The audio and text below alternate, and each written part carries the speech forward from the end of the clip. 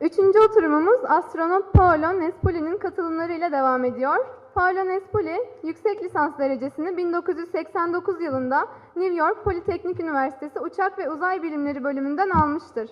1998 yılında Avrupa Uzay Ajansı tarafından Houston'daki Johnson Uzay Merkezi'nde eğitim almak üzere görevlendirilen Nespoli, biri 2007, diğeri ise 2011 yılında olmak üzere Uluslararası Uzay İstasyonu'nda 2 görev gerçekleştirmiştir.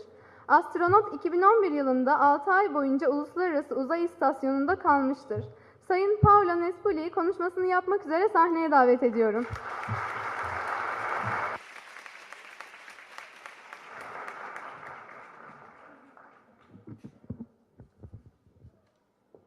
Hello, hello everybody. Is everything under control? How's it going up there? I'm looking at my translator there. I promised her that I would give her really hard time. All right, very good. I'm sorry I cannot speak Turkish. They were trying really hard to teach me at lunch a few words, but I'm already struggling here. It's my first time in Turkey. It's a very beautiful country. Everybody says I should stay longer in Istanbul to look at the city, and this is what I'm going to do tomorrow.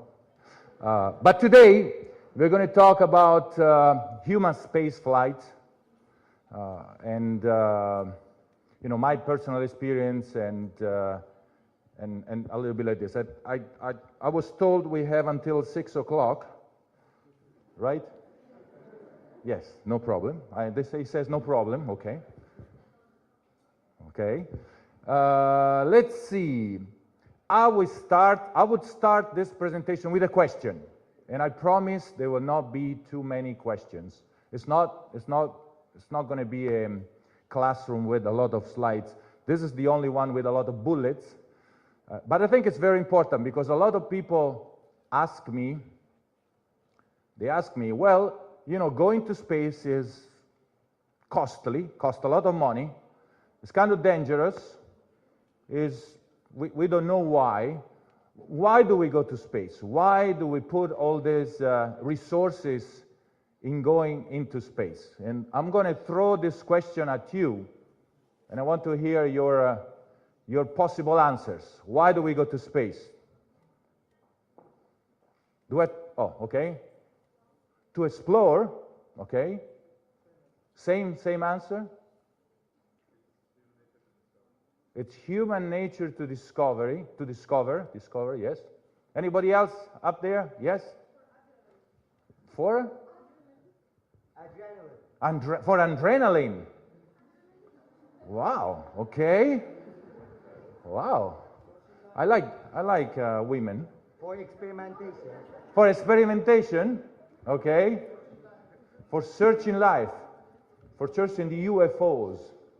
Okay. So my question, actually there was a little bit, you know, also the question was like, why do we send astronauts to space? Astronauts, you know, human beings need a lot of things to stay alive. You know, you send a satellite, it's sitting there, doing its job, 24 hours a day, does not complain, give a little bit of sun, a little bit of electricity, is working. Now you send a person, you need a lot of things to keep the person alive and cannot work 24 hours a day, get bored, you know, stay in a small place.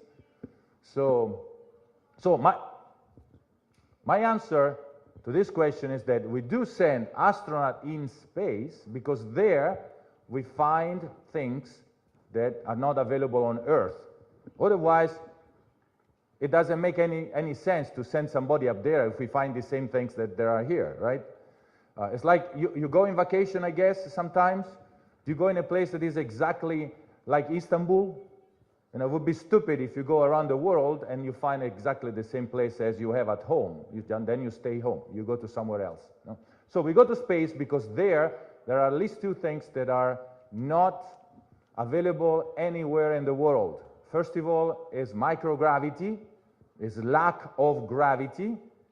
And second is the fact that you're not anymore attached to the Earth and you can see things in a different way.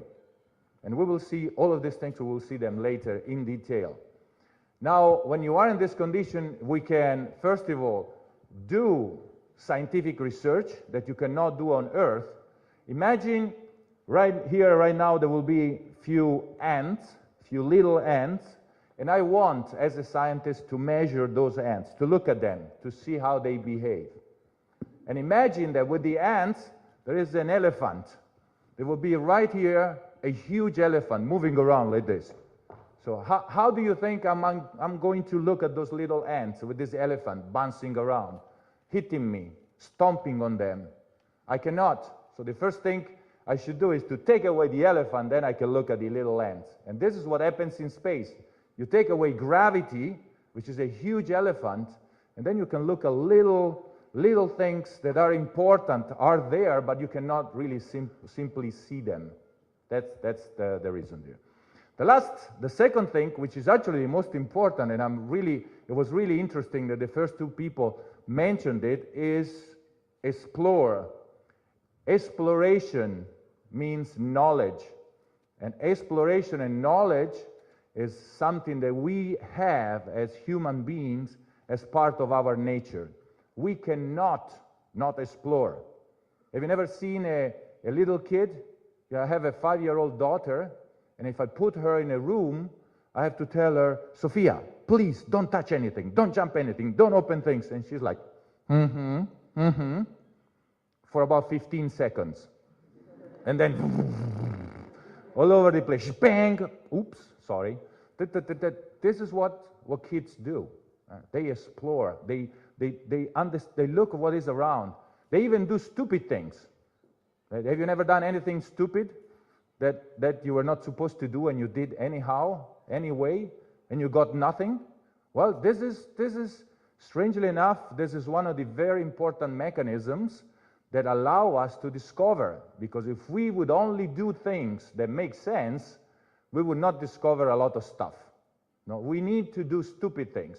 We need to do things that people think they are not going anywhere, and sometimes we find things that are very important.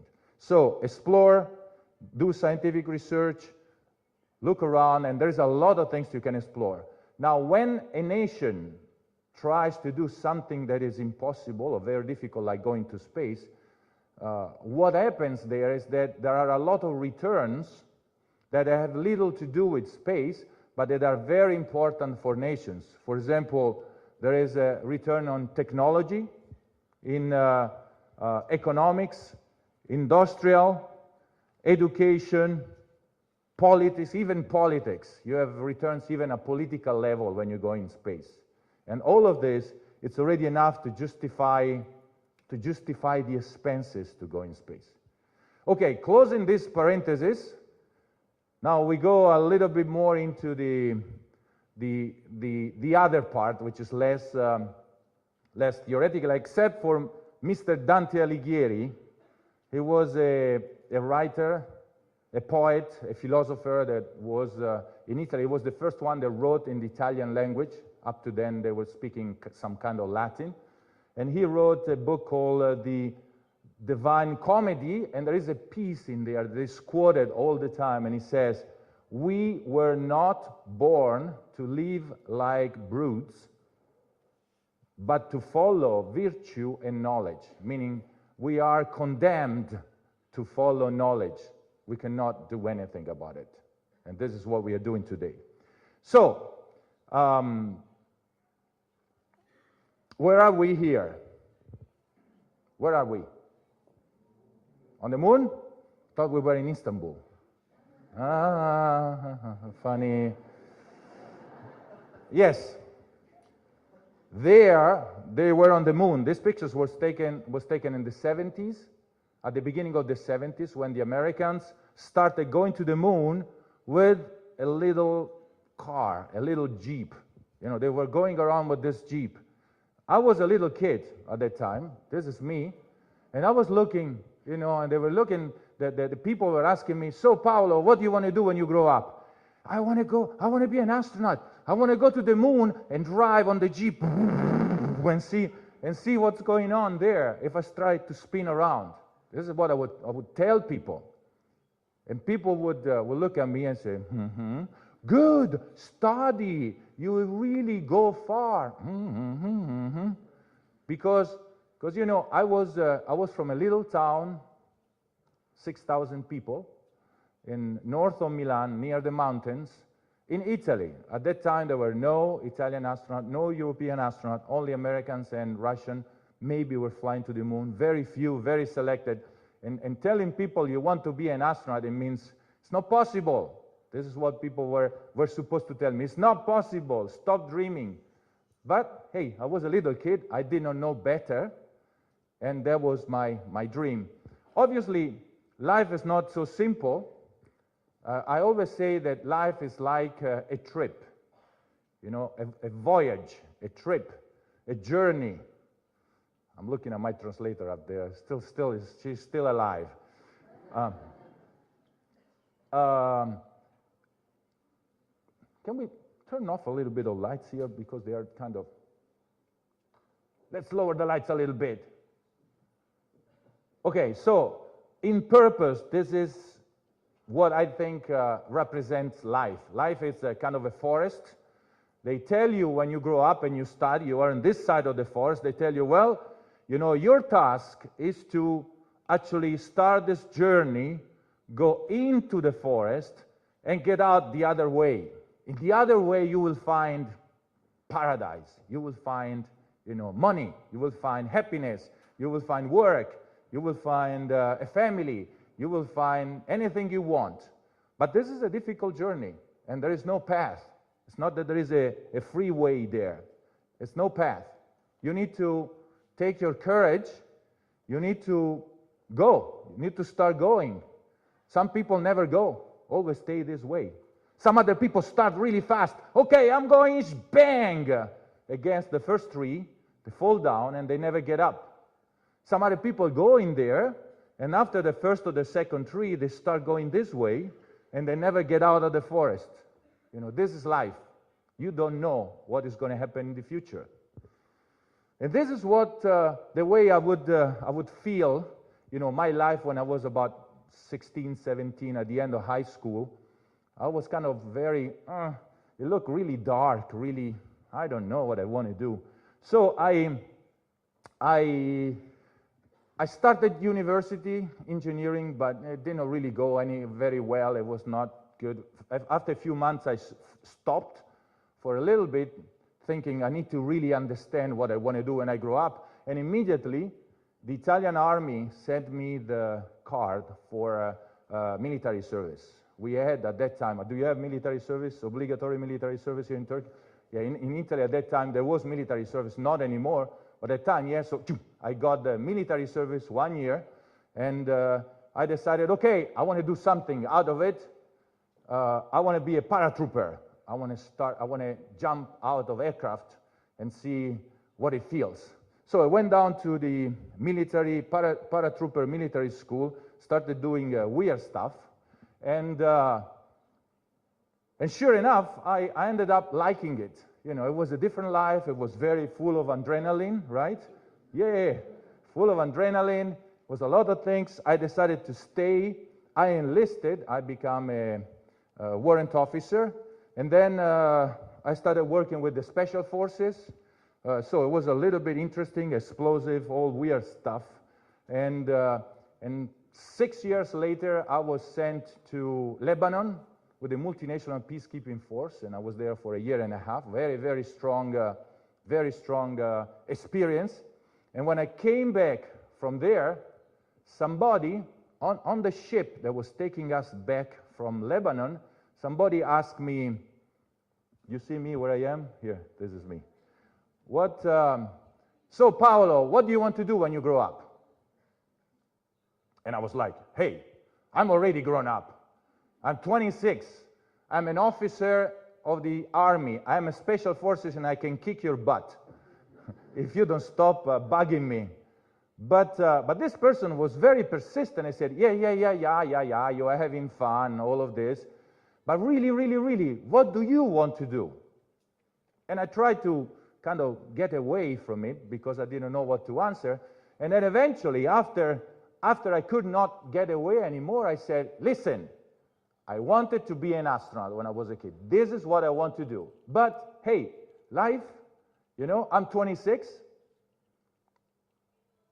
I don't have the qualifications even to apply to the astronaut corps. There are no Italian astronauts, by the way. I don't even have the qualifications. I did a little bit of research, and there are, even today, there are 3 requirements for applying for being an astronaut. First of all, you need a technical degree. Engineering is good.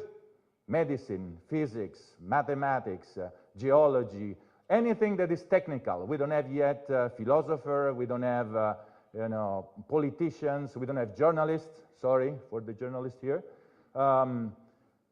So you need a technical degree.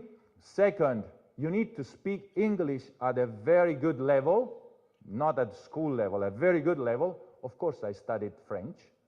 And third, you need to have a normal physical status. Now, you don't need to be Superman, but, 10 fingers, 2 eyes, 2 kidneys, 2 lungs, The regular thing that normal people have. So I did not have a degree. I did not even go to the university. I did not speak English. And I had a normal health status. And of course, at 26, it seemed already out of my way. But this person really looked at me, well, is this your real dream? I said, yes. Well, you know what is the best way not to achieve a dream?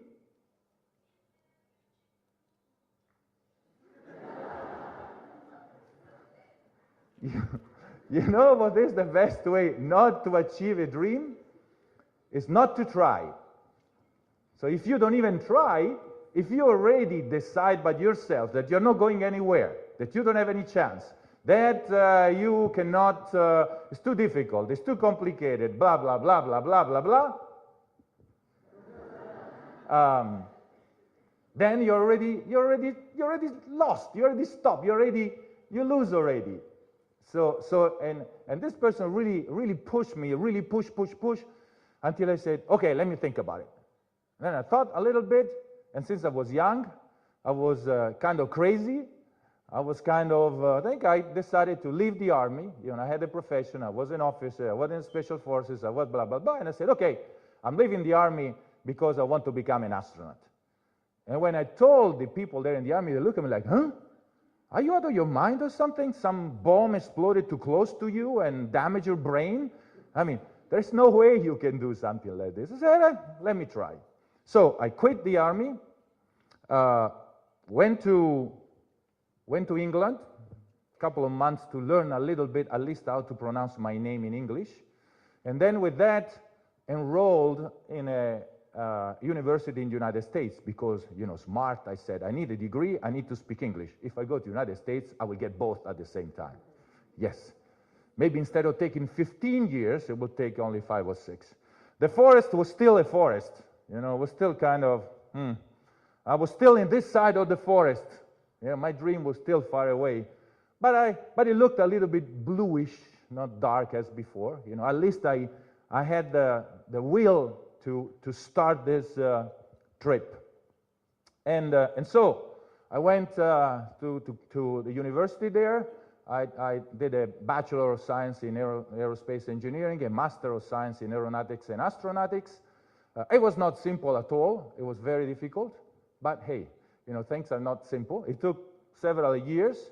But eventually, with my degrees, I came back.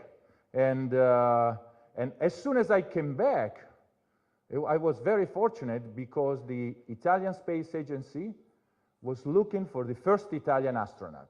And they had a call for applicants, and I'm like, wow, I have a degree, I speak English, I have a good physical status, I'm applying. And I applied, and it was interesting because there were, several thousand candidates, and I was fortunate enough to go through all the selection, until we were left 10 people.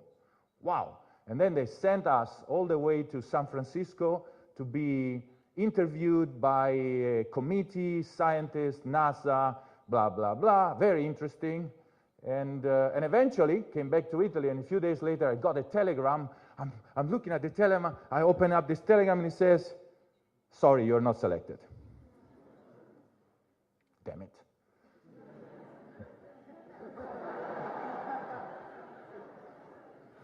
She's like this already. Okay, she moved. Yes, but it would have been so simple. Only 7 years has passed since I tried to become an astronaut. If it would have been so simple, I was not expecting it so simple. So I looked around. I started working as an aerospace engineer in Italy in a company that was building parts of satellites. Then I I'd applied for a position at the European Space Agency. And I was still looking at this call for applicants. They don't do it very often, but 1992, they did another call. I applied immediately, went through the selection, went through the things, went through the whole thing. Finally, I got the telegram, and I'm like, yes, yes. Sorry, you're not being selected. So I waited another 5 years for another selection, 1996. Another selection. Now I started getting old, because there is a preferred selection range for astronauts, 27, 37. This is the theory. And I was already out. I did not even start it. I was already out of the 37. But I applied. I went through the selection. They called me, the usual thing, up and down, back and forth, yes and no. Finally got the telegram, and I was almost ready to throw it away this time. I said, I'm not even really look at it. And I opened it up, looked at it, and it said, tomorrow in Rome, there will be the press conference announcing the new astronauts, Paolo Nespoli and Roberto Vittorio. I'm like, huh? Do I read it right?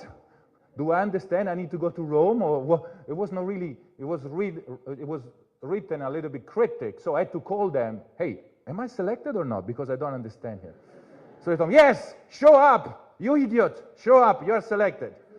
So I went to Rome, next day, nice press presentation, all of this, and they tell me, okay, but now, in 1998, they unified all the astronaut corps around Europe, and they made one astronaut corps, one European astronaut corps. So they told me, get your luggage and go to Cologne in Germany, Köln in Germany, where the European astronaut corps is, because that's where you will be stationed. So I showed up next day to Cologne, I showed up and they tell me, don't even open your luggage because we decided to send you to the United States. You will go to NASA in Houston. You will train with NASA. They will train you on the space shuttle, and in few months, in a year or two maximum, you will fly in space on the space shuttle. Yes. So I show up at the Johnson Space Center in Houston, Texas. This is a big place. At that time, in that area here, worked something like 17,000 people. So it's a lot of people. This is the famous mission control. Houston, we have a problem. Have you seen Apollo 13? This is mission control. This is building 4 south. By the way, Armageddon was out since few months, and I remember the picture of Armageddon building 4 south of the astronaut. And I show up there, and it's exactly like the movie. I'm like, I'm going into the movie. And I went up to the 6th floor where all the astronauts, and there was, John Glenn, John Young, all the astronauts, famous astronauts. And I'm going around with my luggage. And finally, I found my name, Paolo Nespoli, in the back of something, but I was happy. Well, at least my name was there. So I was put in an astronaut class, the number 17th, the 17th NASA astronaut class called the Penguins. 25 Americans, 2 Italians, 1 French, 1 German, 1 Canadian, 1 Brazilian, 12 test pilots, 9 engineers, 7 physicists, 1 medical doctor, 1 chemical engineer, 1 teacher. It was a very various class. 27 males, 4 females. Did not have that many females. But okay, so we started, and they told us, okay, we gave you the blue suits with the patch, the name, NASA, and all of this, but you are not an astronaut. You are a CA, candidate astronaut. Until you do not pass the exams, you're not an astronaut. And I start smiling, and people look at me like, why are you smiling? Well, because many years before, when I went to the Army, my title was CP, candidate parachutist. Then I was candidate special forces. Then I was candidate officer. I would move away and that C would follow me all the time. And now I am there at NASA and I still have this C attached to my nose. So it was really interesting. I started smiling and I even called some of my old people, say, hey, I'm here at NASA. I am a CA, a candidate astronaut. Okay, good. So we started these 2 years of basic training, 2 years. You know, you're supposed to fly in space after a few months after you get to NASA, but 2 years of basic training and keeping the track on time here. Oh, I have the time there, good. 2 years of basic training. What did we do in these 2 years? First of all, back to school again. 8 months of training, theoretical training. See how awakened we are while the teacher is telling us about the space station system or the shuttle system, all these intricate details and everything. Then things started getting a little bit more, you know, practical training. First of all, with the simulator, graphical simulator of a system, the instructor will break something and say, hey, what happens if that valve breaks? You know, you need to figure out, well, if the valves break, blah, blah, blah, blah, blah. Very interesting things. Then some kind of theoretical things, because, you know, a lot of people think that, sorry for the sponsor here.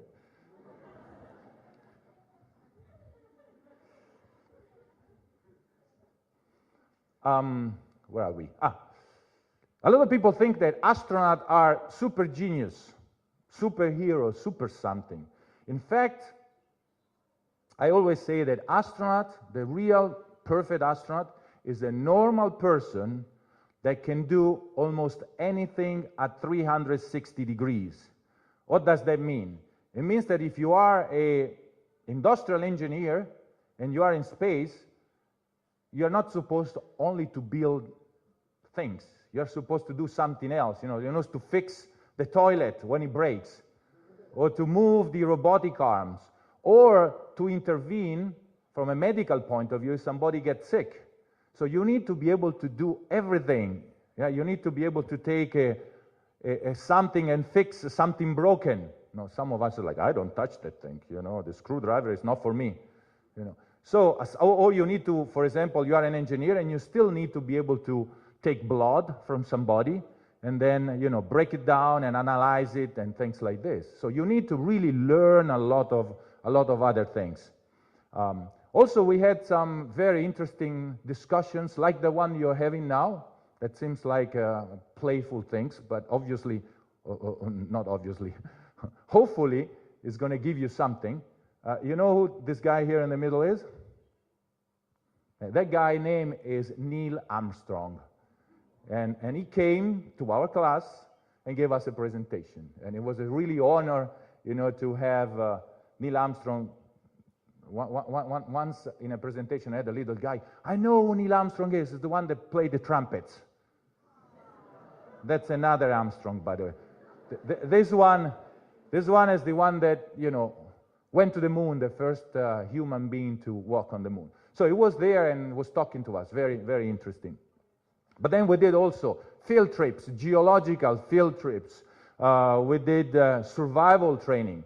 So they start pushing you in an area where, you know, it's a little bit uncomfortable. They threw us in the middle of the Gulf, and, you know, there are sharks floating around you, and you need to get the radio and call the helicopter to pick you up. You know, if you don't call, you stay there with the sharks flying around.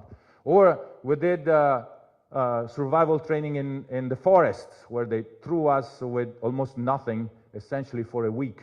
And they told us, if you need to eat something, you need to catch those squirrels that are around.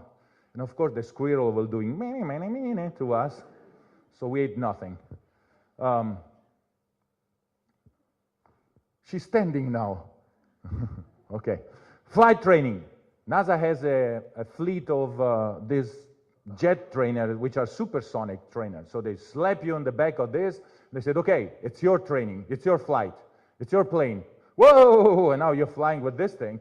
And it's really, really interesting. This This is a very practical training when you have to fly the aircraft, but also read the procedure, talk to the that's how they talk, and all these things. So it's really interesting. And then we started doing complex simulation. It's not anymore you, the computer, and an instructor. It's all the crew inside a simulator that is like the shuttle put vertical. You're now, with the suits, you are inside the fish tank. The only thing is that you are the fish. So you cannot talk. You know, if you are lost, you cannot just simply say, hey, what page are we? You know, you have to talk through the radio, and everybody talks through the radio, then nobody goes anywhere.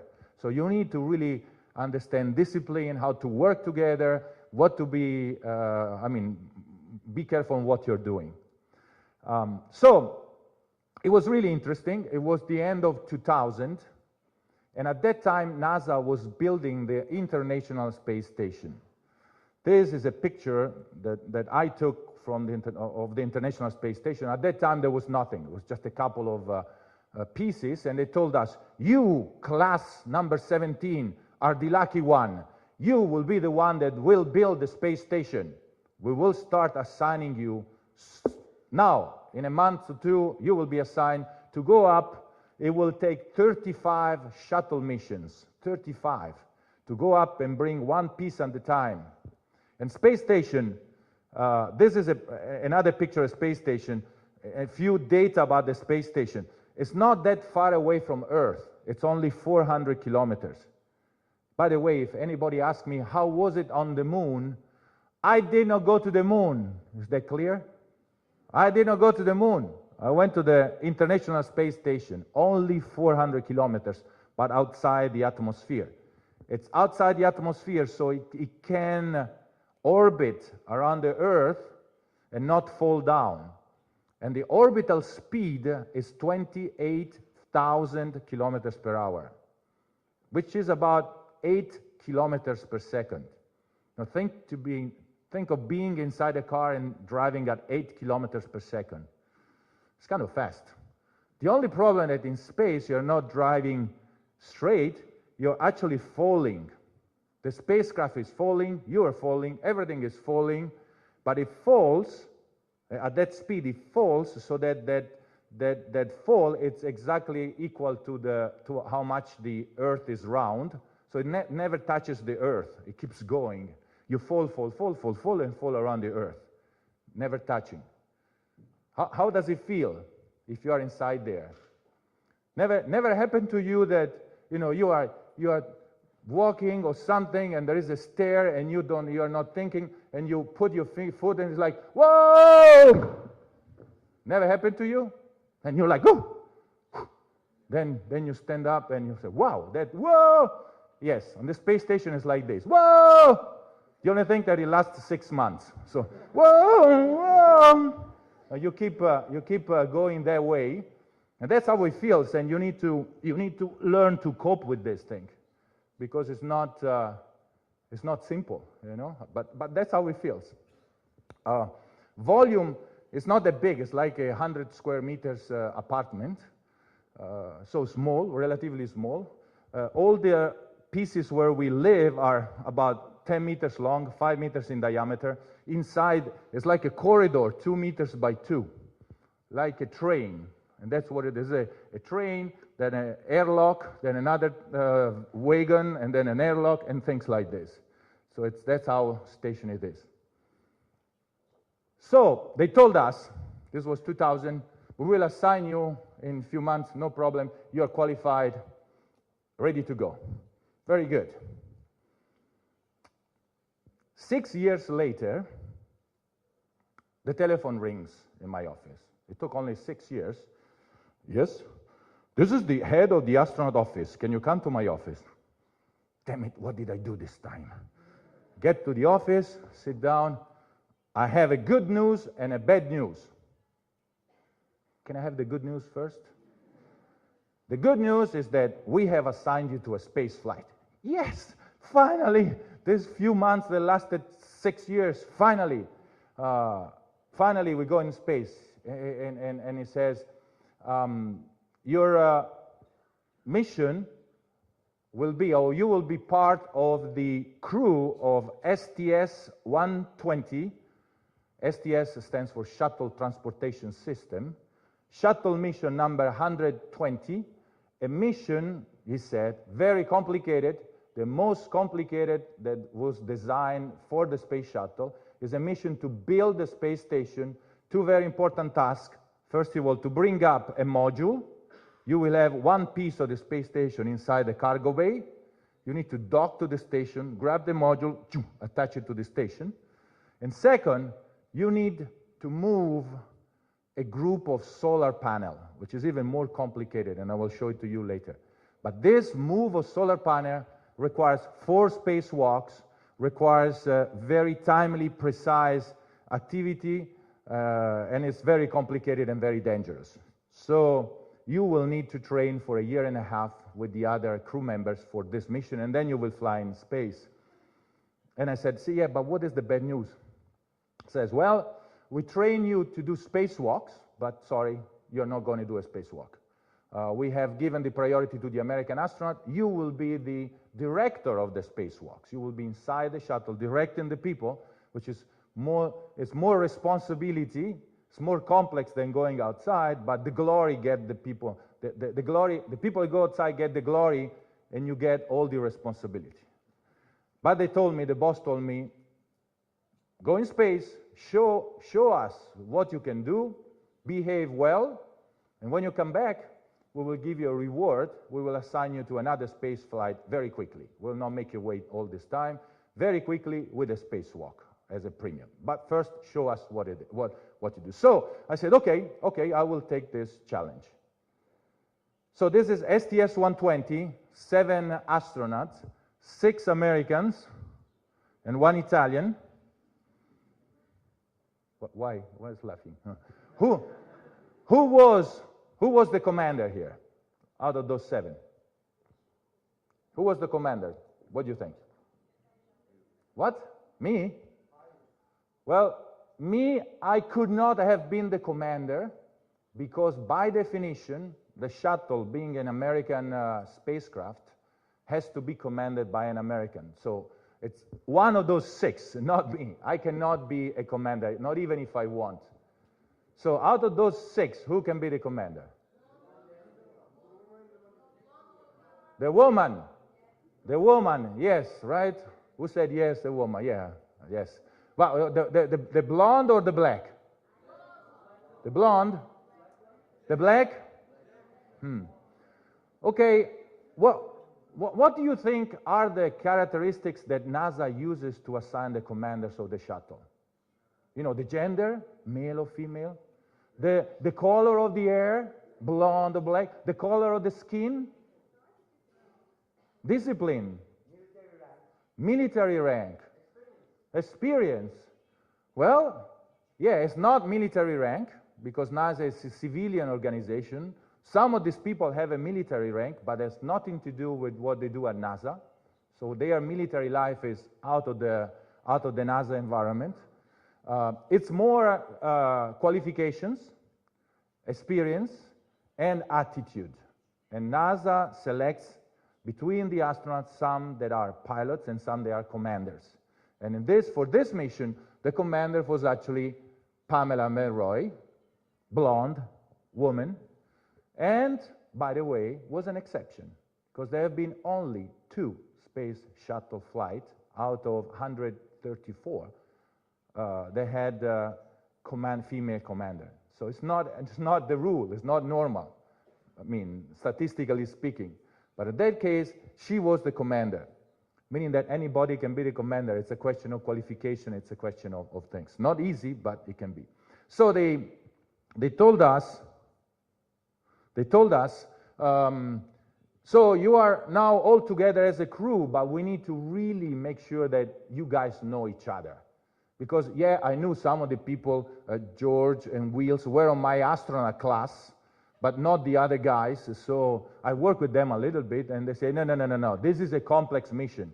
You really, really need to work together as a team. You really need to trust each other, because your life is in other people's hands, and you have their life in your hands. So you really need to know each other and trust each other. So let's start with the first training. A little bit strange, they said, but it will be interesting. And what do you think was the first training that they made us do? 1 year and a half to prepare for this mission, spacewalks, arm robotics, blah, blah, blah, experiments, blah, blah, blah. What could have been the first training? Well, here, I'll show it to you.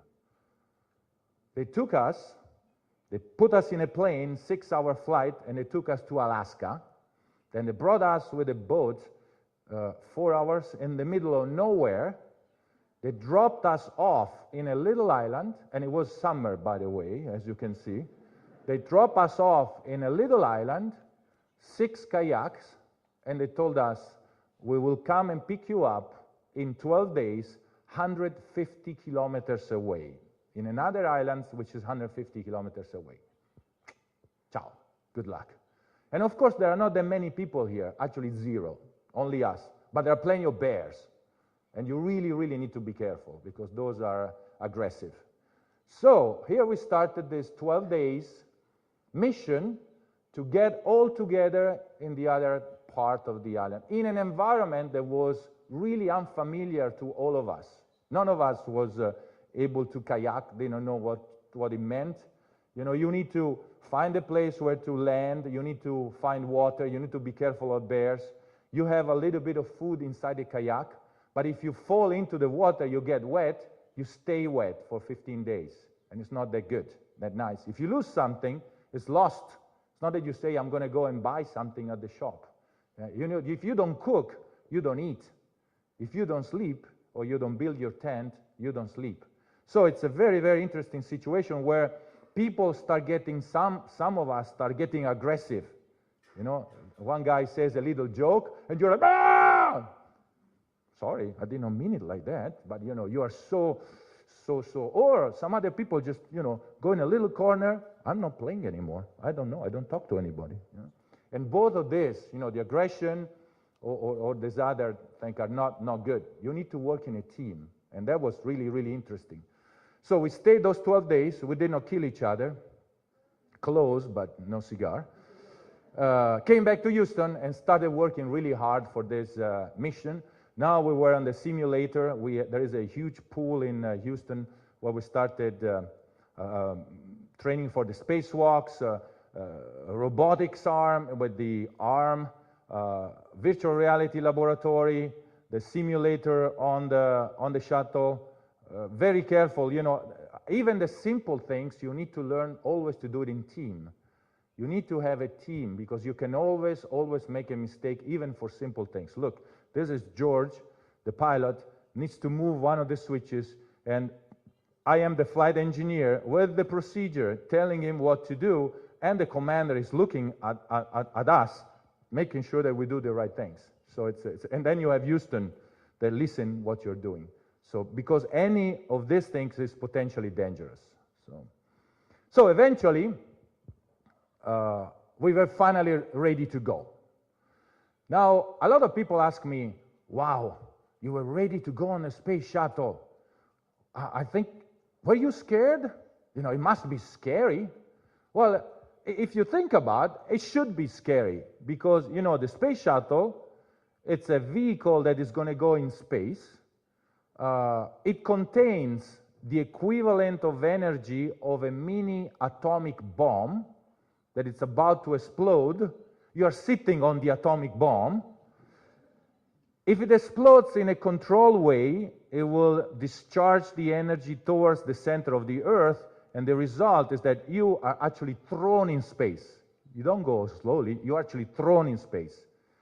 Think that when the shuttle, it's less than 1 second after launch, at this stage here, the instantaneous velocity, it's already more than 300 kilometers per hour. You know, the engine here, it's burning 10 tons of fuel per second. I mean, 10 tons of fuel per second. It's an unbelievable machine. 40 seconds after you take off, you pass Mach 1. You know what is Mach 1? Is the speed of sound. Anybody of you flew or drove faster than the speed of sound?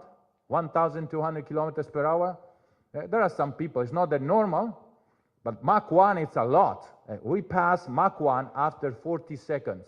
And it seems a lot, except that you have to go Mach 25 to go in space. So you have to accelerate 25 times faster than Mach 1. So it's a long way to go. It doesn't take much, though, to go in space. You know how long it takes from the moment the engine starts at the moment you are in space? How long does it take? What do you think? Well, it actually takes, on the shuttle, 8 minutes and 20 seconds. So in 8 minutes and 20 seconds, you actually cover about 600 kilometers. And you are in space. And of course, you are squeezed on the seat like this, because the acceleration is very, very strong. So, talking about danger, when they fuel up the spacecraft, they actually clear all the area around the shuttle. You know what is the diameter of this area? 7 kilometers. There is nobody closer than 7 kilometers. You, and that's it. You know, you and the people that come and close you inside, and then they leave pretty fast. So, but you're sitting there, you know, you go and everybody's smiling here finally, and nobody's going like, oh, I'm going to the launch, I don't want to go. You know, everybody's like, whoa, we are going finally, yeah!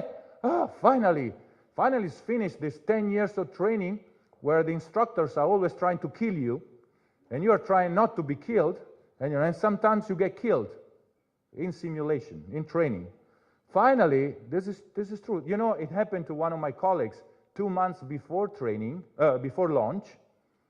He was on a bike and he fell down and broke the pelvis. Removed from flight, never flew. See? So this is hard. You work 10 years, you have a little accident, and that's it. Well, this is just before flight. Nobody's going to take this away now. I don't care if it explodes. I want to sit on that atomic bomb and see what happens. Also, you're really, really trusting mission control. You know that there is a group of high professionals that know even more than you are. There are 200 people in mission control checking every little single parameter. You see in space maybe 200 parameters. They see 25,000. And they know exactly what's going on and everything. And they talk to you and they advise you. So really interesting. So I have a little clip. Can we turn the lights off here? Is anybody up there? Houston, Istanbul, ETU. What? You're coming this way? Is it clear? Is it clear? Okay, I have another movie at the end that I really want to show it at dark. So for the second one, Houston, be ready. All right, let's look at this video. There's audio, of course. Now, shuttle is on the launch pad, is actually bolted to the launch pad, 8 explosive bolts, about these things. 8 seconds from... Let's pump up a little bit the audio. Yeah. We'll start again. It's not pumped up enough. The turbo pumps are starting working, and they're pushing all this liquid fuel into the rockets, and the rockets start at the beginning it's like this, and then when they go in on pressure, it takes about 7 seconds. The computer will check that all the engines are okay, then they make those bolts explode, and the solid rocket booster, we have 2 solid rockets, those get lit in a tenth or 1,000 of a second, and the shuttle actually jumps. For those 8 seconds, you're sitting in there and you feel like, no, and then poof, you actually jump off. So let's start again. Volume. Okay, where am I going? All right. You're sitting in there, waiting. This thing is starting. The pump are pumping. The fuel is fueling.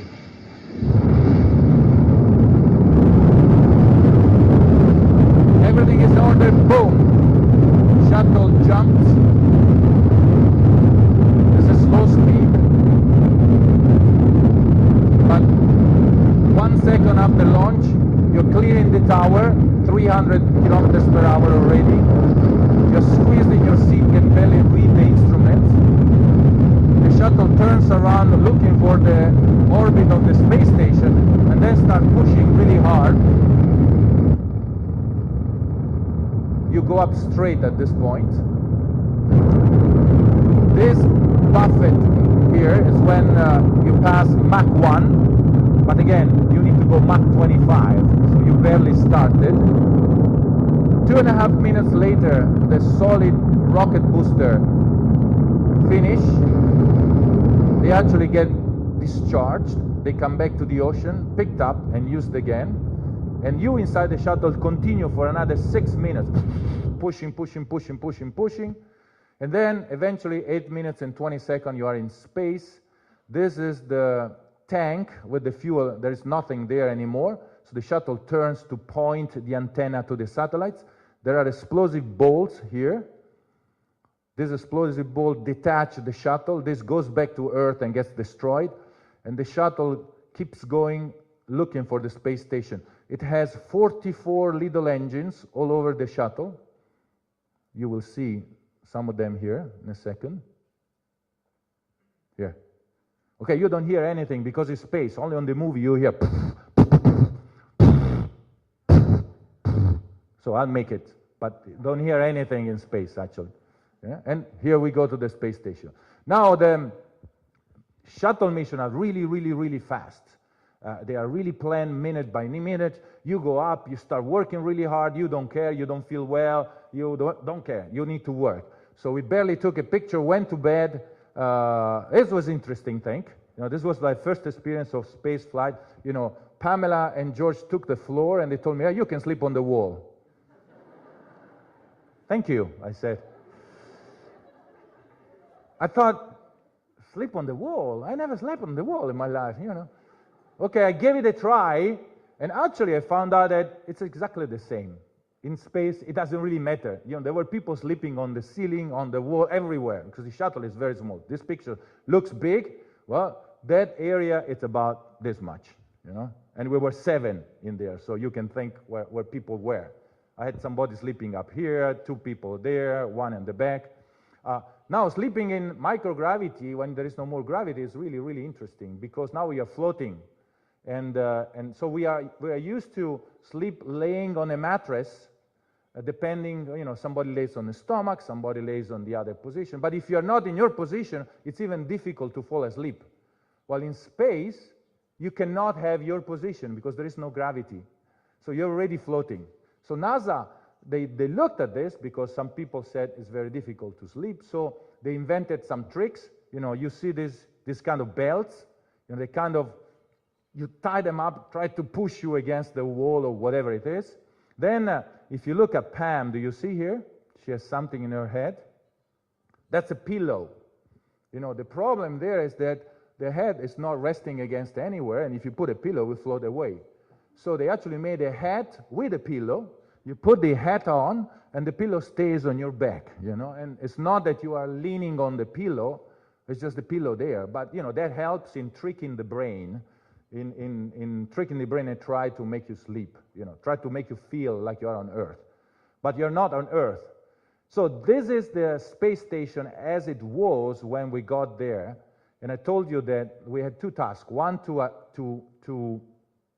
take this module with the arm and attach it to the station. But the other one, more complicated, was to take a solar array, which is something like this. Now, it looks small. This is 45 meters, so it's about almost 100 meters. This is like a 6-story building and weighs 22 tons. There is one of these identical right here.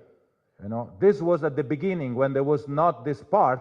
There was this one with the solar array open. Then they start building this part, and they did not need this anymore. So they closed the solar array. Now our task was to go out, grab the solar array with the arm, then go out in a spacewalk, unbolt all the bolts, disconnect all the connection, then move this part here, give it to the shuttle, move the arm, take it again, bring it all the way down there, put it back, send out somebody in a spacewalk, bolt everything again, connect all the connection, and then open up the solar array. Wow, that was very, very complicated, also because there were some timers. Some of the operation needed to be done in a certain time. You know, since you are industrial engineers, you know what is the temperature in space of anything that is under the sun, that is looking at the sun? The temperature goes to 200 degrees centigrade. Then, when you go in the shadow, it goes to minus 150 centigrade. So you have 300 degrees of excursion there. And by the way, I did not tell you before, since you are rotating around the Earth at 28,000 kilometers per hour, you turn around the world once every hour and a half, which means that every 40 or 50 minutes you have a sunset or a sunrise. So you get 16 sunsets, 16 sunrises per day, which get very confusing. And all the, thermal things go out of the world. So it was very complicated. We needed to do this in a very, very attentive manner. So we docked to station. Oh, it turns out that, wow, the commander of the station was a female too. And there was also an exception.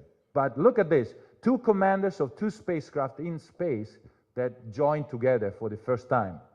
We started working immediately. I was directing the spacewalk, the spacewalkers, and there we go. We send them out. We grapple the module.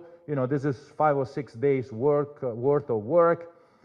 Then we connected this module, and Peggy and I, it looks like we are going to rob a bank. In fact, this is another thing of gravity. Here on Earth, when you build something, all the pieces fall on the floor. Then you bring it in space, and everything floats around. So you go in, and you start getting things in your eye, pieces of metals on your lungs. So you need to be careful, and in the beginning, you have to have protection. Then there are filters that filter out all of these things. So the first time you open it, you really need to have protection. Everything was going fine, and at a certain point, I'm sitting there, I'm floating there, and I hear, "Houston Discovery, we have a problem."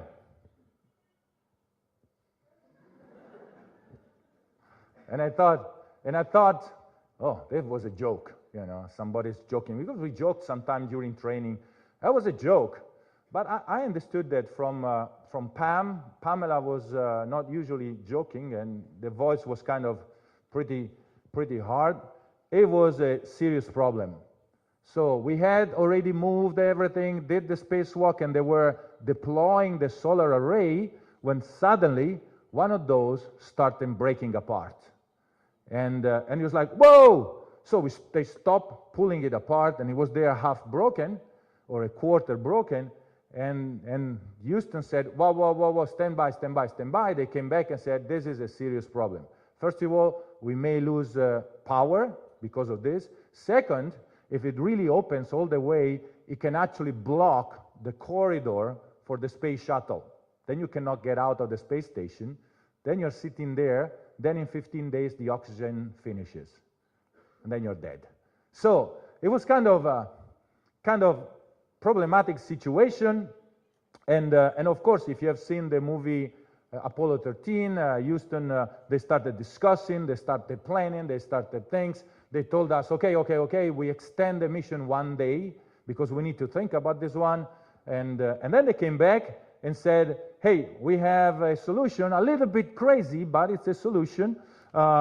We will extend your mission another day so you can build some latches.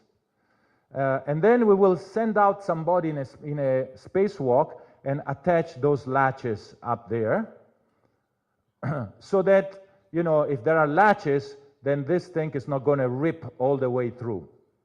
And we thought it was crazy, and it was crazy, because there was no way we could go all the way up there in a spacewalk. So they had to use the arm, but the arm was not long enough, so somebody came out with the idea to attach a piece that did not even belong there, and then to attach another extension, and then to have the astronaut there.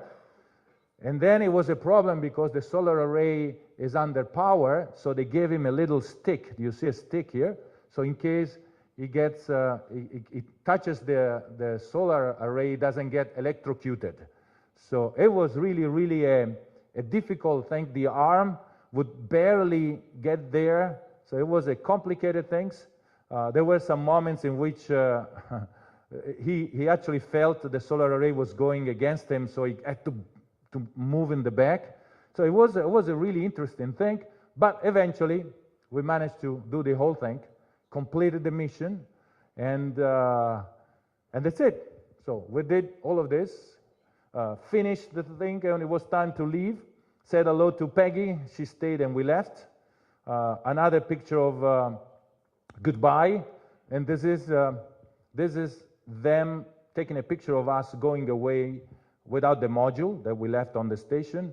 And this is a picture of us looking at them with the module attached to the station and the solar array with the part broken, you know, attached where it's supposed to be and deployed. And it's still sitting there, you know, 7 years later, and it works perfectly, no problem. So it was really, really, and they had to extend the mission another day, so we ended up landing 15 days, 2 hours, and 23 minutes. We did not have that much oxygen left in the tanks. 6,249,432 miles, so really, really interesting. Landed in Cape Kennedy, went back to Houston, and then the boss of the astronaut office called me and said, Paolo, okay, very good, you did really good, there was an emergency, you guys took care, you dared to do this impossible spacewalk, all the risks and everything, very good, we have analyzed all your performances. We decided that you are good. We'll make you fly in a couple of months. We will assign you another flight with a spacewalk. And so, congratulations. Good. I was walking 2 meters above the ground like this. Excuse me. Huh? I am an astronaut now.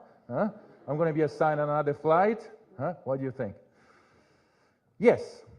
Except that 4 months later, nothing was happening. So I waited another month. 5 months later, nothing was happening.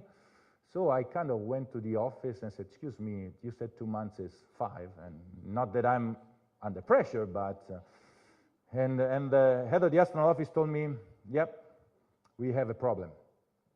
There was some political interference that came from Europe, and sorry, the slot that was assigned to you is now being assigned to another astronaut, and there are no more slots, sorry. I was not happy, you know. I was not really happy, and I was kind of in disbelief. I could not believe this, but there was nothing much I could do. So I kind of thought, well, you know, my career as an astronaut is done. What can I do? I don't know.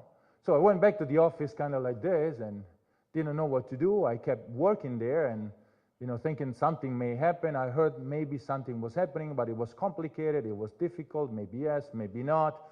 So another year passed, more or less, and eventually the phone rang again, and Paolo, this is the head of the astronaut office, can you come to my office? Okay. I have a good news and a bad news. Okay. What is the good news? Good news, we have assigned you to a space flight. We actually managed to find a space flight, and you are assigned to a space flight. Yes, yes, I was so happy, yes, yes, yes, yes. And what is the bad news? I was thinking he's going to tell me I don't have a a spacewalk or these things, and he said, well, your new title is CC.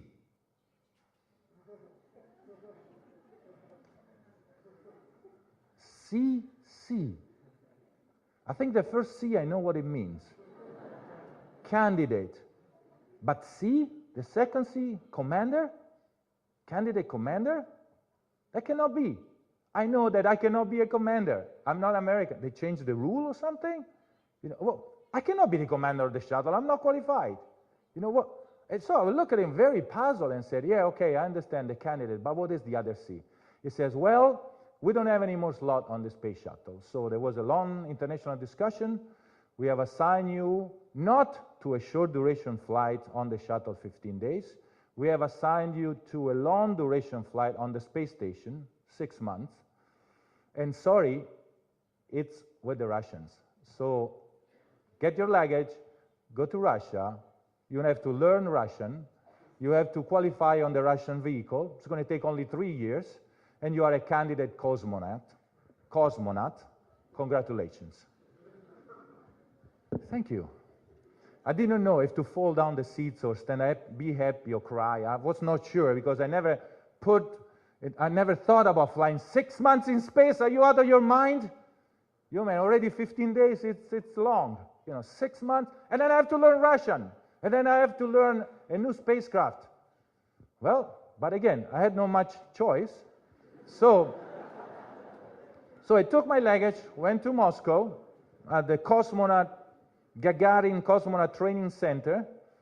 I was introduced to my new crew that we were going to fly on this little spacecraft. It's called Soyuz, or Soyuz in Russian, to the space station for 6 months. The crew was composed by Russian cosmonaut Dmitry Kondratyev, English or American astronaut Katie Coleman. She had flown in space already twice. I have flown already once, and he never flew in space. So who was the commander? The Russian, the less experienced one. Yes, Dmitry was the commander of this thing. So it's not that, but it turns out that because the vehicle is Russian, the commander is, he has been training on the Soyuz for 10 years, but he never flew in space. But this was the crew. By the way, there is also a kind of cultural shock. You come from the United States, hey, what's up? Oh, you go to Russian. Hello? Привет. I mean, Dmitry is a guy that always smiles. In fact, we started training, and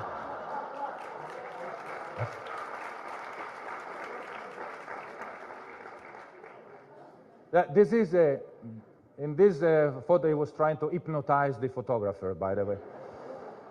So this was a very good, interesting experience. The manuals are in Russian, the instructor are in Russian, the spacecraft is in Russia. It's a very, very small spacecraft. I mean, the Soyuz spacecraft, you're used to the shuttle, which is not big at all, but the shuttle carries 7 astronauts and 20 tons of material. The Soyuz carries 3 astronauts. I was even too tall there to squeeze me in there. And 1 sandwich that you have to divide in 3 because there is no space for 3 sandwiches. I mean, this picture it seems small, but you need to take into consideration that from here to here, so this hatch is 80 centimeters. It's not that big. Inside, I don't have the picture inside. Inside, you're actually laying with your legs like this because there is no space to put the legs. You're actually squeezing there like this. When I went to Baikonur, to the launch pad, it was interesting because I was with a Russian engineer, and I looked at the rocket and said, wow. And I looked at the first and second stage, and I said, hey, that looks like the R1. And the Russian engineer said, oh, you know the R1? I said, well, I'm an aerospace engineer, a little bit of history. Isn't the R1 the one that they used to launch Yuri Gagarin? And he said, yeah, we still use that one. Wow, even the launch pad is the same. They painted a little bit, but Yuri Gagarin flew only 50 years ago. He was the first guy to go in space. So, but at the same time, it's really interesting how the Soyuz is, the Russian is, it's very little, very things, but it works. And maybe not that comfortable, but for whatever it needs to do, bring you to space and back, it's okay. You're alive after all when you come back, so it's okay. And it actually costs very little compared to the shuttle, and statistically speaking, it's safer than the shuttle. So it's interesting how they have also a control center, a little bit, kind of old, but okay, it works. So we launched. This little rocket took, shuttle takes 8.5 minutes. This one takes 8 minutes and 30 seconds. So more or less it's the same thing. Then you stay 2 days inside that spacecraft like that before you can actually dock to the station. But eventually we ended up docking to the space station. Now on the space station, there are usually 6 astronauts. Yeah, Dimitri, Katie, and I were the new crew. Scott and the other 2 Russians were the crew that was up there, and we started mission 26. By the way, in a few weeks, I think in February, there will be another mission to the space station. Scott will be inside that spacecraft, and he will be the first American astronaut that will stay in space for 1 year. So he will be in space for 1 year. We are starting thinking about Mars, really long duration mission. So we were there together, expedition 26. After 3 months, Scott went back. 3 more Russians came. Dmitry happily became the commander of the station.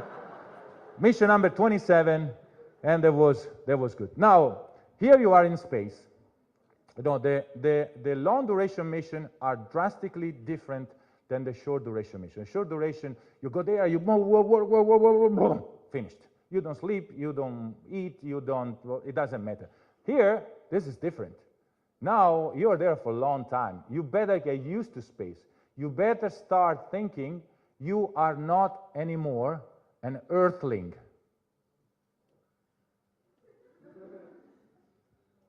She's talking to a friend. Is she translating there? Hello, how's it going? Is there a replacement there? Good. So, what I was saying, what was I saying? Yes. You are in space. If she's not translating, you raise your hand, okay? She's going to hate me. Women. You better forget you are an earthling because you are now an extraterrestrial person. The regular rules don't apply anymore. And for the first weeks, you're sitting there and you behave like a terrestrial person and things don't work. It's really, really hard. You need to actually explore. You need to do what I said before. You need to start thinking completely different. You need to start forgetting things. You know, the gravity really makes us do things differently. I'm looking for a volunteer. There you go. Ha. Found a volunteer right here. Okay. Come on, come up. Volunteer. Are you an earthling? Are you from Earth? Yes. So gravity is usually... Can we give a round of applause to our earthling? I'm doing something complicated. I'm going to throw this at you. Are you ready? Are you going to catch it? Are you ready? Are you sure? Hop. Throw it back. Up. All right. So this is something simple. So I think you're thinking I'm expecting something crazy. And this is actually very difficult. If you look at it from an engineering point of view, we have to look at this and figure out the weight. If this will weigh 20 kilos, it will be different. If it will be 5 grams, it will be different. So I need to understand this is about 500 grams. We need to estimate the distance. Because if I would be like this, I would throw it in a certain way. If I would be, 100 meters away, I need to throw it in a different way. So I need to estimate the weight, the distance, 5 meters, the weight, and then I need to estimate the angle, because if I throw it like this, it will go on the floor. If I throw it too high, it will come back to me. So estimate all of this, and then hopla, track. Okay. All of this is linked to gravity. Now, you are in space, there on the space station. You need to throw that bottle at me.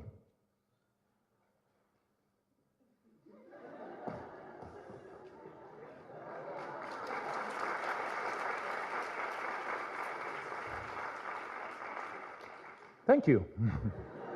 That was exactly the point. I mean, things change completely. Because at the beginning, You're thinking, okay, I'm going to throw the bottle, it goes completely away. Or it comes so fast that you cannot stop it on the earth and it touches you and then you start tumbling, you and the bottle. You really need to be careful. Just throw it very simple, easy.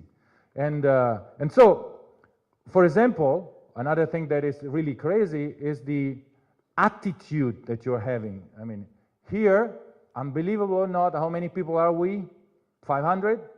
Everybody, every single one, even the translator up there, with the eyes parallel to the floor. I don't see anybody like this, So gravity is even making us walk like this, sitting like this, talking to people in this way. You know that we cannot even understand the face if we are not parallel with the eyes, This is another gravity effect. Now we are in space. Which one is the right one? This? This? This? You don't know, Scott, these things here are the places where we sleep. Those are our private place. And Scott told me, hey, I'm taking this. You have these 3 available. Take whatever you want. And I took immediately this one because I was looking at the picture like that. And I said, I want that one, which is the one that I was trained on Earth. I don't want to sleep like a vampire. I don't want to sleep like there, like a mummy. So we gave this one to a Russian. I slept here, and Katie slept there. But it took us quite some time to understand that it's exactly the same. It doesn't matter. There is no difference at all. Of course, we are there principally because we are guinea pigs. So we are there to do experiments or to be a subject of the experiments. So look at this picture. Do you see anything strange in this picture?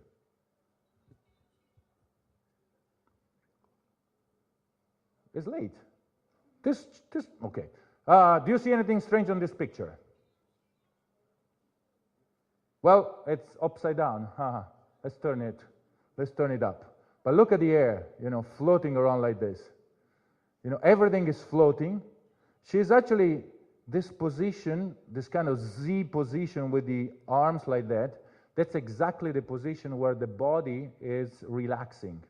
That's the relaxed position. It's not when you lay on a mattress, you're not relaxing. Something is pulling there. You should be like that. But then your muscles deteriorate. There's all sorts of changes. You see the face a little bit reddish respect to the arm. It's because the blood and all the fluids go up. And now you have an overpressure inside your skull. The brain is squeezed, optical nerve is squeezed, the eye is squeezed. It loses the spherical shape, the retina moves, and then you don't see anymore. You start not being able to read. Some astronauts had damage to the eyes because of this. There's another effect. The body, which is really smart, feels that there is no more gravity and thinks, why do I have to spend all this energy to maintain this skeleton? We don't need the skeleton. There is no more gravity. So not only does not repair the skeleton, but it starts dissolving it. So we lose calcium from the skeleton 10 times faster than a osteoporotic person here on Earth. 10 times faster, which means you spew out calcium like there is no tomorrow. I lost skeleton that I would lose here on Earth in 10 years. So my skeleton today is 10 years older than I am, which is kind of weird. So, but the scientists are like, whoa, very good, look at this. So they make us do all sorts of experiments. They gave to Katie a medicine so that she could take it every day and see if this would stop this dissolving of the skeleton. They asked me to do a special diet, a diet with a lot of salt, a lot of potassium, a lot of animal protein, and so on. And then at the end of this week of diet, what is called a baseline data collection, which is what she's doing. You see all this equipment, even cables in there. She's completely instrumented with sensors because the scientists are just checking what the body is doing. And they see what the body is doing, trying to understand how this process works and what to do. And we do a lot of things. 6 months in space, we do technological experiments, science experiment, educational experiments. These are cancer cells that we brought in space. You know, I'm just throwing in few pictures.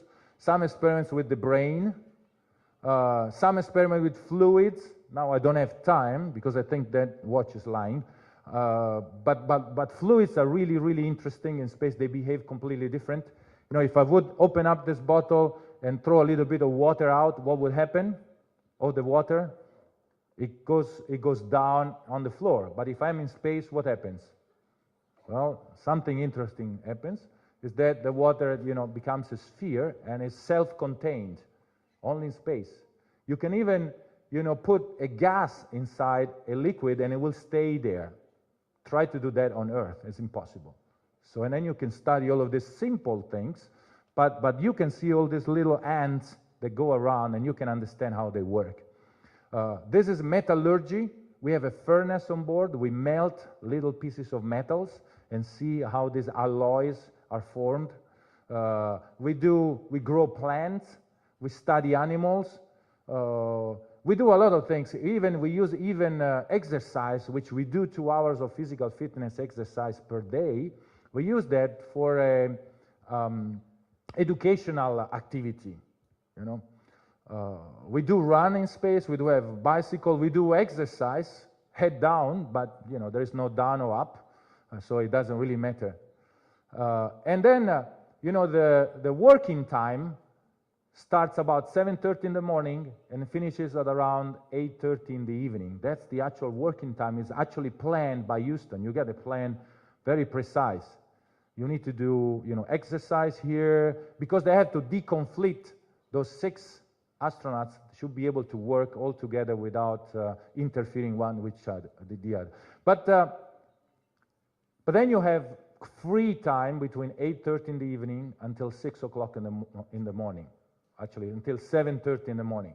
You're supposed to go to bed at 10, wake up at 6, 8 hours of sleep. And I always said, no. I'm in space. It doesn't happen every day. I want to do something special. So I was doing email, you know, tweeting. I was calling people, leaving messages on the answering machine. I'm calling you from space and I don't find you. I would actually go to the cupola, this module here, which is designed to maneuver the crane, the robotic arm in space. I would go there in the evening instead of going to sleep and start taking pictures. You know, because if you have an hour or an hour and a half here in Istanbul and you go to the main square and you start taking pictures, it's kind of winter and that's it. But if you're there and you go and look down, it's all white because there is snow, just wait a couple of minutes and it's going to be spring. Oh, wait another few minutes and it's going to be summer. Oh, what? You don't like the ocean? Wait a few minutes. This is Africa. You don't like Africa? Wait a few minutes. This is Asia. Oh, look, Istanbul. Oh, you don't like that? Okay, let's go. And you keep going like this. And actually, you know, it's really, really interesting. I started taking pictures. I always liked take pictures, but I ended up taking 27,000 pictures in 6 months. And actually tweeted 632 of them, including the one from Istanbul, by the way. And they're still there. If you go to Flickr Magistra, Flickr, whatever, you'll find them there. And I thought I did something really, really, really, really new, except that after me, an American astronaut, Don Pettit, it's a guy a little bit crazy, he came to space and said, God knows how many things are passing by and nobody's there taking pictures. So he had this idea of putting a camera there and activate, a camera per window, 7 cameras, and activate an intervalometer and have the camera there taking a picture every 5 seconds. And he said, okay, let them there every day. Blim, blim, blim, blim, blim, blim, blim, blim, blim. And in fact, they were taking pictures. And a week later, he called Houston and said, Houston, I need to download a few pictures. He says, well, what's the problem? Well, we don't have any more memory cards on the station. So what happened to the memory cards? You have like 100. He says, yeah, they're all full. We have 25,000 pictures that we need to download because we have no more space. So Houston got kind of upset. They had to stop some experiments. They could free the channels to download the picture.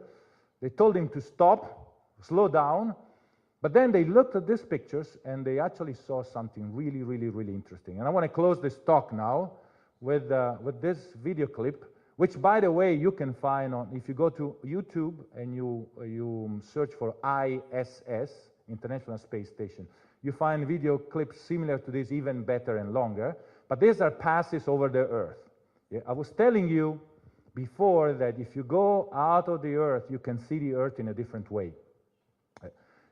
Here on Earth, it's like if you go to a museum and you want to watch a painting, you know, there is a painting, La Gioconda, do you know what La Gioconda is in, well, a painting, a famous portrait, and you are sitting there with your nose like that, and you're trying to look at this portrait, you know, oh, look, an eye, oh, well, look, something like this. This is what we are doing here on Earth. If you want to see the portrait, you need to move away. You need to look at it from far away. And this is what happened up there. You know, really, when you are in space, you start seeing that this is a ship that is flying in space. And guess who are the sailors? It's us. Yeah. It's us that are the sailors. And what you do here in Turkey has a lot to do with what happened in the United States, in Africa, in Canada, which are places away and we don't think about it. But we are all connected all together. And it's about time that we start thinking that we all need to work together to have the ship flying in space without many problems.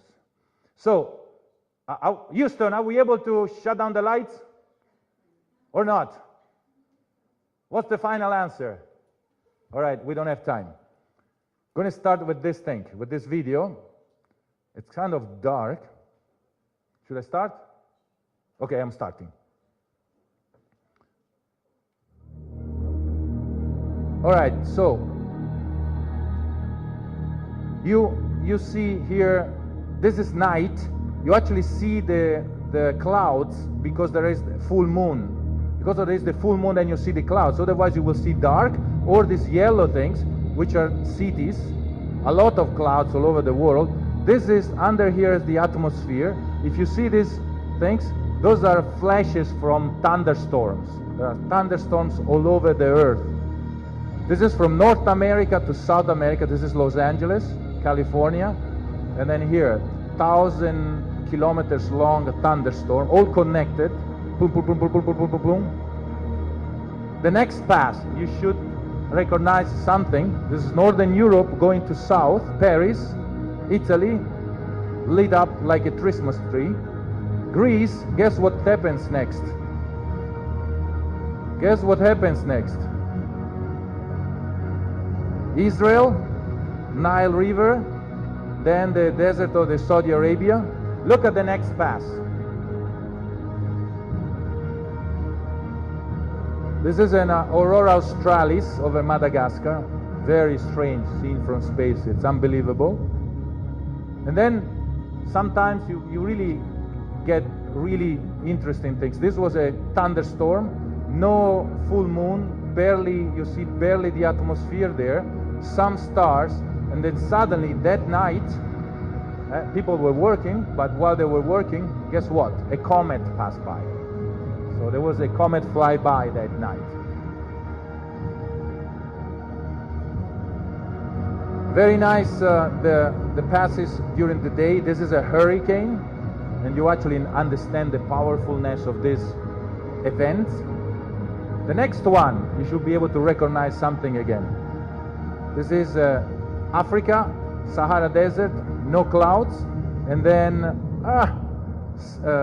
Nile River, Sinai Peninsula, Turkey somewhere here. This is Baikonur down here, and then on this orbit we fly over Russia and into the orbital nights, and whoop, once again, spin around, keep going 16 times a day. That's what happens up there. So, oh, look at that. What is this? This is a picture that I took, a little bit shaken, but you can clearly see the bridge there. Actually, I think this was the whole picture. And actually, when you pass under there, it's not that you can focus, you can do something. You have like 2 seconds to take a picture. And you know, because whoop, it's gone. Goodbye. It's already difficult to find it. So,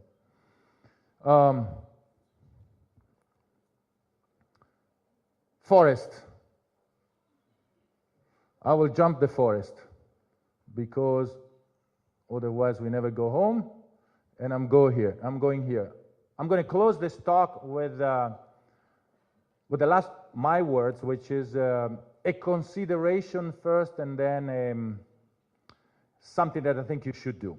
So the first thing that I'm going to say, it's a consideration, and you need, in my opinion, you need to remember that the future is yours. You are the driver of your future. It's not your father, your mother, your teacher, your president, your whatever. It's you. You need to take charge of this future. You need to decide where to go. Don't let it go. Don't let it go wherever it wants. Take it and aim somewhere, possibly in the other side of the forest. And the second thing I'm going to tell you is that you need to dare to dream. Dream meaning think about something that is not possible. Otherwise, it's not a dream. If it is possible, it's already done. Dream something impossible. Dream something that when you tell somebody, they look at you like, yeah, study, work, it will happen. That's what you need to do. Because sometimes, not always, but sometimes, people that have dream and they are, careful, attentive, they train, they are determined, they like challenge, they work hard. Sometimes still people really go where nobody can go. And I hope all of you can go in that place. Thank you.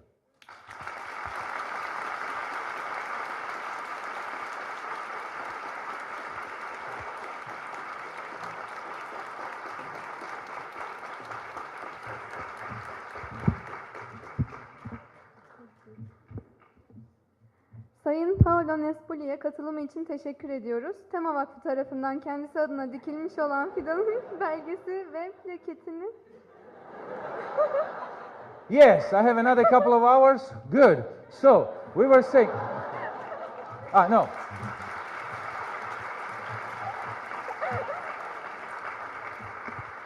Can you help me? What? Can I continue? Yes. You can continue, please. Translation.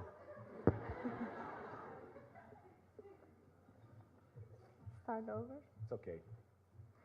Sayın Paolo Nespoli'ye katılımı için teşekkür ediyoruz. Tema Vakfı tarafından kendisi adına dikilmiş olan fidanın belgesi ve plaketini takdim etmek üzere EMÖS Genel Koordinatörü Ege Okay, Tuğrul'u... stop a second because I'm listening to the Turkish now. It doesn't help too much. I miss you. She asked me if I miss her. I really missed you. You have a go. Houston, you have a go. Okay. Tema Vakfı tarafından...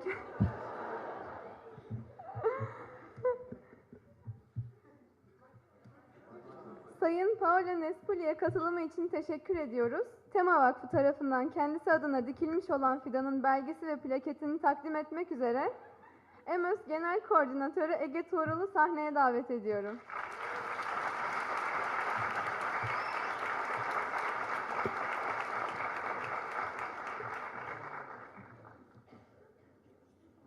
I just got something about a tree.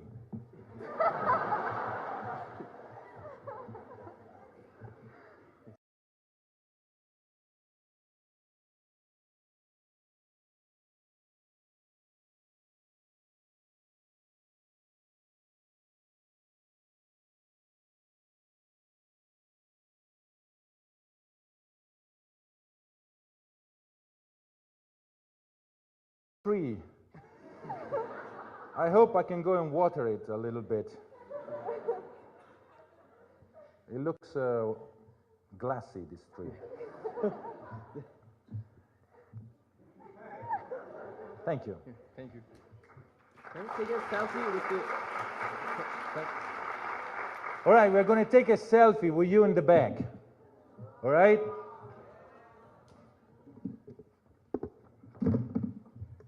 Raise your hand.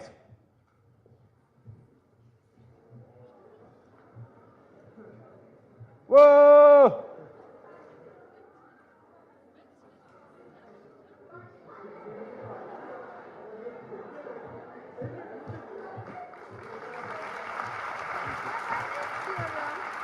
What? We'll do it. Well, thank you. I'm sorry. Time is up, says here, and it was really, I was supposed to finish at 2:45, which means 45 minutes ago. No, half an hour ago. So, no questions, right? Maybe one, two. Well, you pick the question now. I'm not going to pick them. We can turn the lights on again.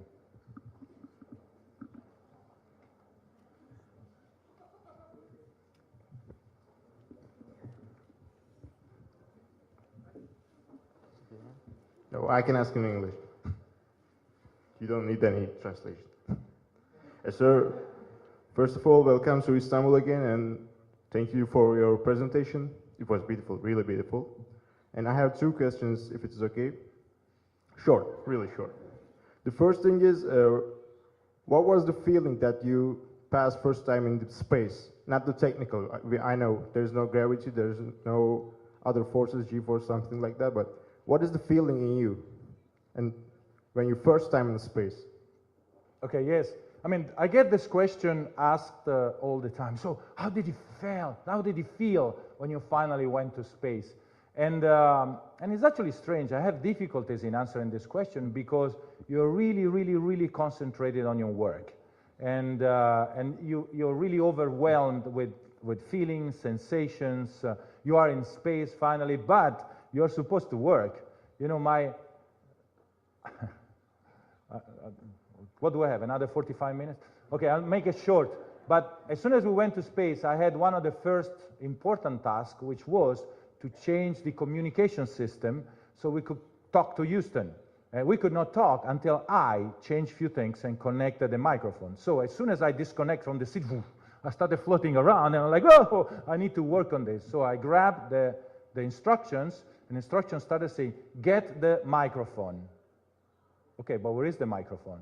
And I was so blind, so shocked that I did not remember where the microphone was. So I started looking around for the microphone, and it took me more than 10 minutes to find the microphone because I could not find it. And every time I would open something, things would float around, and I'm there catching stuff and things like this. So it's really interesting.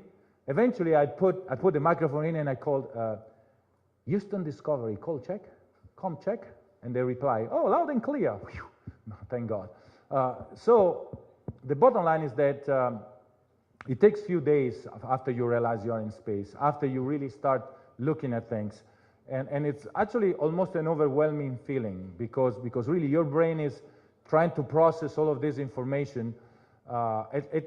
It's something that is very difficult to explain. I really wish that all of us, all of you, all of us, me included, in a few years can go to space as a tourist because it's so nice to float in 0G, in microgravity, to experience this feeling, and then I will ask the question to you. So what did you feel? Because I cannot put it in words. And the second one may sound a little bit weird or strange, but what is the most strangest thing that you see in space? Maybe a light? Well, I saw some extraterrestrial people. I'm sorry? I saw some extraterrestrial people in space. These were the one with me in the spacecraft. We were all extraterrestrial people.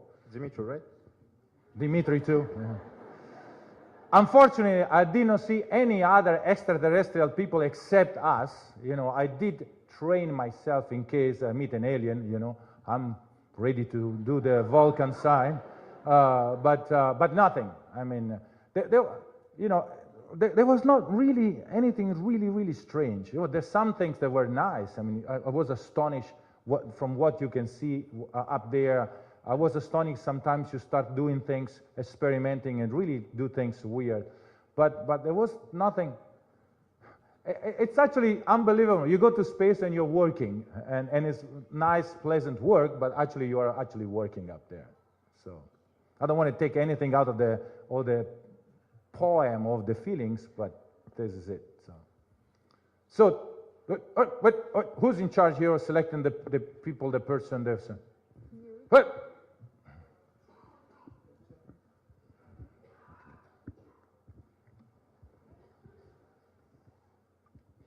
Hello, Paolo. Yes. Sorry.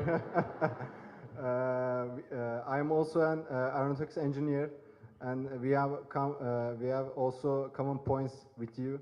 I am also a parachutist and paragliding, and you made your dreams real. And what is next? What is your real aim in the world now? Okay, I'm trying to figure out what to do when I grow up. This is something interesting because I think eventually you never really grow up. We think that you start that trip, you cross the forest and you arrive in a place and sure enough there is another forest and then there is another forest and then there is another forest. So I don't know, I'm looking at myself and trying to figure, I would like to fly in space again, by the way, if I could. Just because I trained for 15 years or 20 years and you know I flew twice, which is really a lot, but I would fly again. And then I'm looking around, you know, trying to understand what I can do. I would like to do something strange, crazy, something a little bit physical, a little bit challenging. I still did not find it yet, so I'm looking around. If you have any suggestion, I'll take it. I don't know. Maybe you want help some other guys or someone else in the world. If I want to help some other guys? Yes. Well, this is one of the reasons why I'm here today. So Thank you. it's one of the reasons why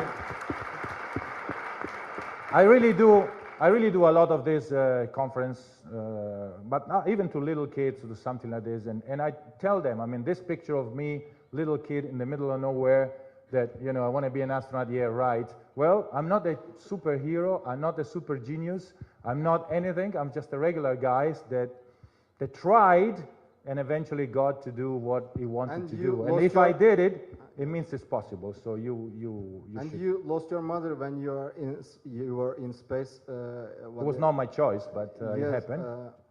Would you choose if you know she will die? She will die. Yes. Well, so what he's referring to is that my mother unfortunately died while I was in space during the 6 months mission, which was not a known thing. I mean, I left and my mother was okay. I mean, I had no problem. A very few person. So it was really hard. It was really, really hard because we are a close family. And at the end, while I was in space, I thought, well, I'm not really happy about the situation. But the problem here is actually different. When you think about losing somebody that you really care, it doesn't really matter where you are.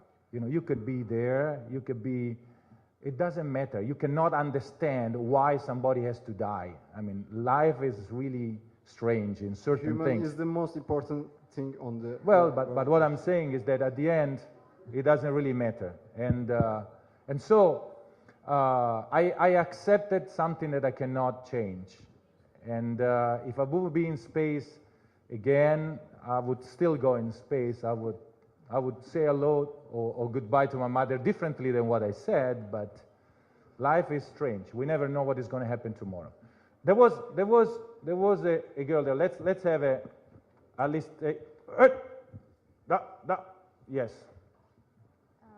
Just an easy question. What's the most things which you missed within the space? When I was in space? Yes. What did I miss most? Yes. This is another important thing, is that I went up and I missed a lot of things. And then I decided that I had two choices. Either sitting there and feeling what I am missing, or look at what I have most. Different, unusual, crazy, impossible to have anywhere else. Microgravity, the view from Earth, and all of these things. And I decided to concentrate on the things that I had more and spend my time in getting more out of it. And this is something that we do sometimes. We still sit down and we miss things instead of, there are so many other things around, look what you can pick and enjoy them. So I missed few things. You know, I think in the 4th month into the mission, I was taking some picture and I saw some clouds. I took a picture of a cloud, then another cloud, then another cloud, then another cloud. And then I was looking at them later and I said, this cloud looks like a pizza. Then another cloud, that looks like a pizza margherita. Ooh, that looks like a pizza quattro stagioni. At the third pizza, I said, I used to see different things on clouds. Now I see pizzas, pizzas, pizzas. So maybe I missed something. And true, I was missing some food because there it's difficult to cook. Food is all. I was missing pizza because pizza is when you go out with the friends, have a beer, relax, do a little bit of crazy things, and there you cannot just go out of the spacecraft. So maybe I was missing some of these things. But again, there were so many other things that were much more than what I was missing, and this was really fulfilling. Thank you so much. So, yes, we close this thing. Do you have anything else to say? Yes? Okay, because I really want to close with the last slide, but please, go ahead.